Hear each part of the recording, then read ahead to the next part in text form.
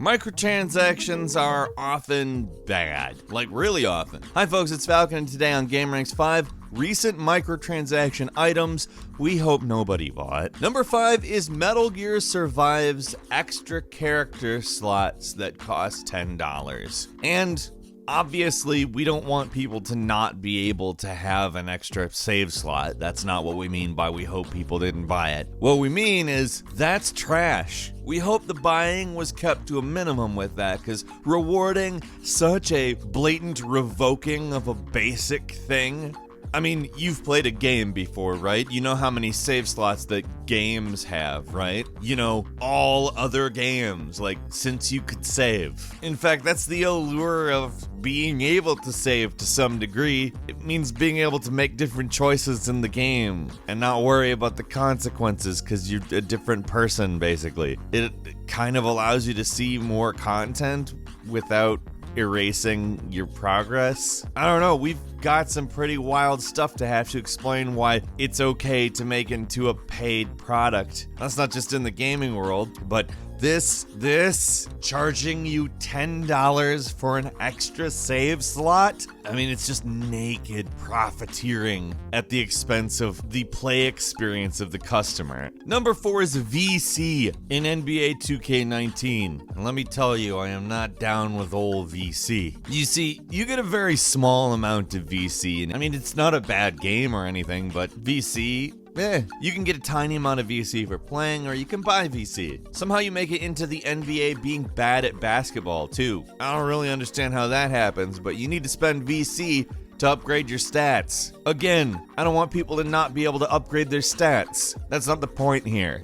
The point is, 2K cares so little about the gameplay, so little about the pacing, so little about the balance systems, that back in September of 2018, they literally asked people to contact the Belgian government about the loot box ban, to tell the government that they've complied with their laws about loot boxes, because guess what? You could buy packs, which are basically loot boxes with VC in it. Like anything pay to win, we have to stop doing. It's ruining games. Like this game would otherwise be a great basketball game. You know, if they had the same gameplay and then designed it in a way that was actually a balanced progression. But you can't do that if you can make money off of the progression of the $60 game that people have already paid for. Number 3, The Sims 4 DLC. Hey, did you buy the Cats and Dogs expansion pack for The Sims 4? Cool. How about the My First Pet Stuff expansion pack for that expansion pack? Maybe you can detect how strange I find that. Like, it's basically as if they split an expansion into 2 expansions that you can't buy the second one without buying the first. It's literally just mind-blowing. And the Cats and Dogs stuff in The Sims 4 is actually, like, for Sims players, a lot of fun. And the quality of the DLC itself, I don't really think is worth criticizing, because it's decent, but it's not just an expansion. It's an expansion for an expansion, and that's, I just don't think that should exist at all. Number 2, Assassin's Creed Odyssey's $10 XP boost. We've been seeing stuff like this a lot lately, to be totally frank. There's a ton of interesting and enjoyable stuff to do in the game that nets you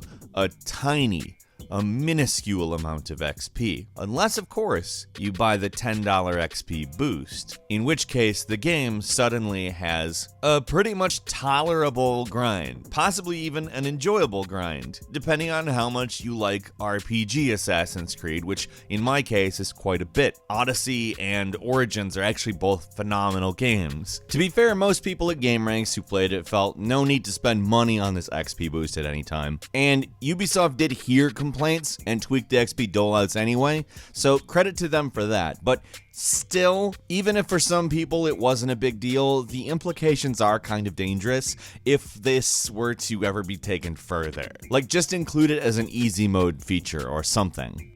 And finally, number 1, in Call of Duty Black Ops 4, you could buy a dot. A dot. It's a reticle, of course, used to aim your gun, and it's not like you can't aim the gun without it, and I've seen people literally call it a cosmetic thing, and sure, that's fine, whatever. They were charging people $1 for a dot, like 10 pixels max. I'm not sure if I can, but also not sure if I have to explain what is wrong with that in a game that you spent money on that doesn't have a campaign. But a dot, they can include a dot. Like, we have a dot market. There's a market for dots. Yippee. Quick bonus for you. Red Dead Online launched their beta and it has a terrible economy. They did the whole normal currency and premium currency thing. It's just kind of inherently unbalanced by design when you do that, because I have to create an incentive to use the premium currency, meaning there's no game with two currencies that is fun